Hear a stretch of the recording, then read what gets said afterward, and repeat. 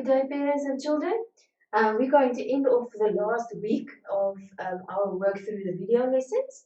So we're going to concentrate on volume and capacity. Right, let's just go through the keywords quickly. So the keywords are the following: is capacity, volume, milliliters, liters, and units. So the last three are the units of measurements that we use to measure the different capacity or the volume of the different objects.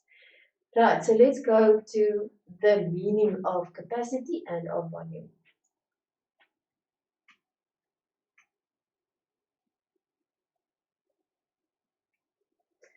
Okay, so first of all, you can see these two glasses. The one is full and the other one is half. So when you are talking about capacity, that is when we refer to something that is filled up.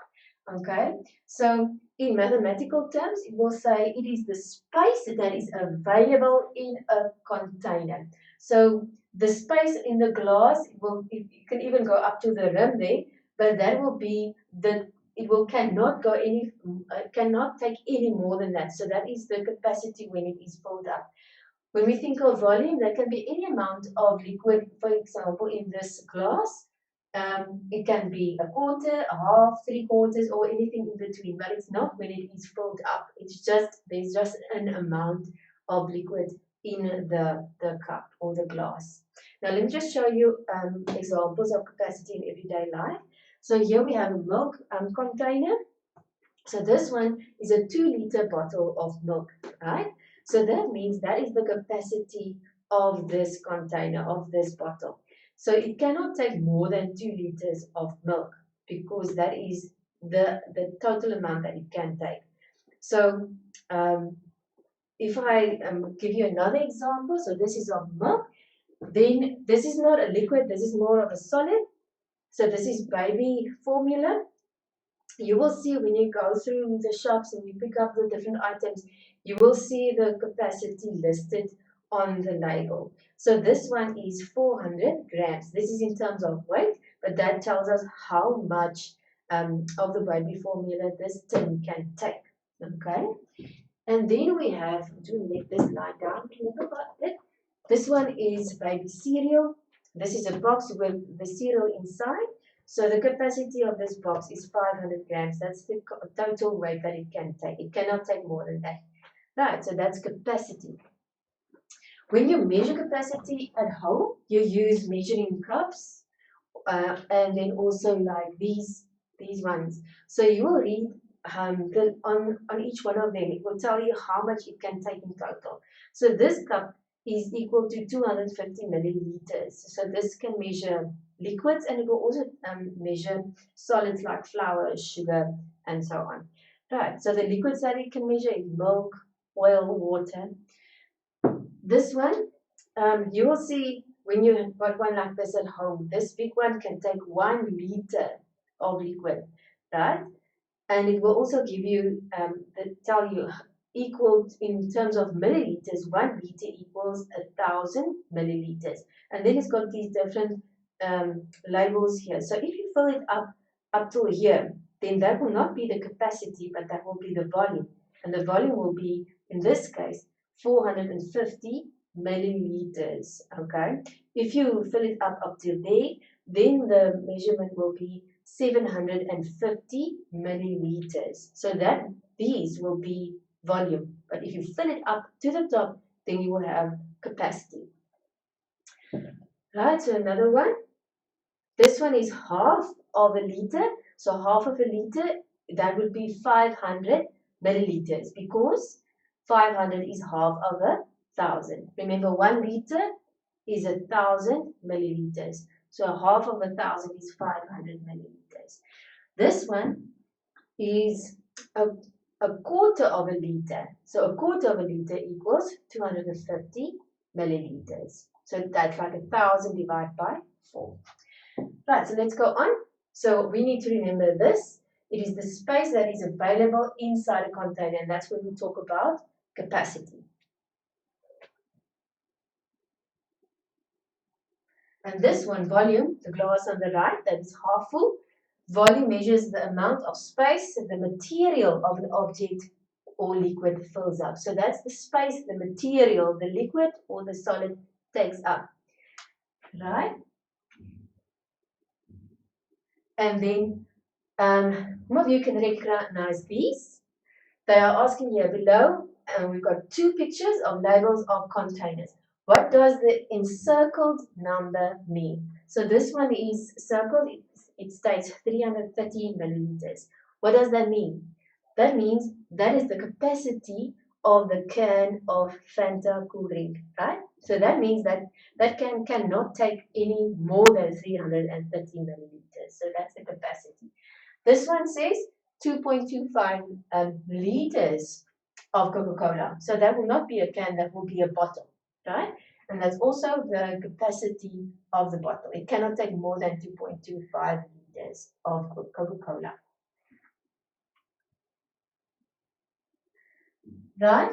Then what is the capacity of the following objects? You know these, okay? This one is actually a small box, okay? Right, so this one, I would like you to fill this in and we'll write it down on the notes for you. This one is a 2-liter Fanta bottle. So that is the capacity of this bottle, 2 liters.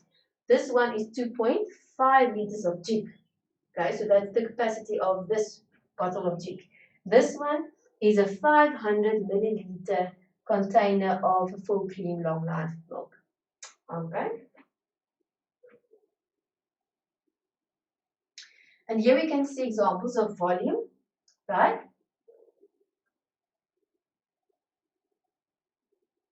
Okay. So volume is referring to how much liquid is in the container and not filled up. So you can see this one filled 3/4 of this container. This one has got 0.05 liters and this one is 1.08 liters. So it's different measurements and it's not filling the different cylinders.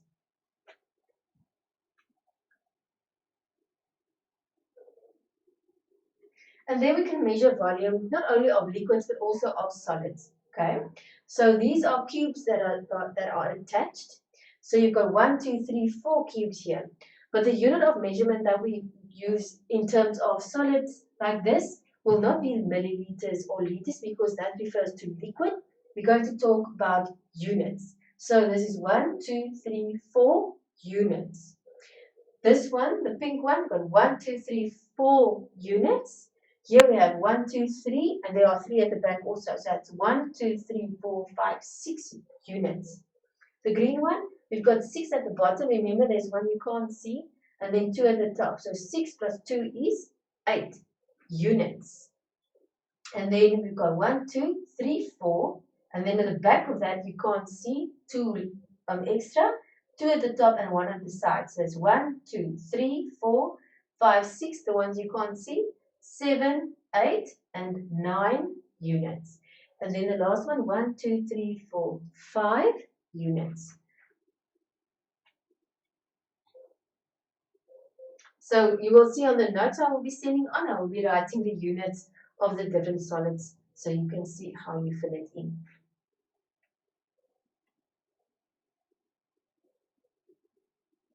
This one is just an exercise if you want to measure the volume of an object that you don't really know how to do that.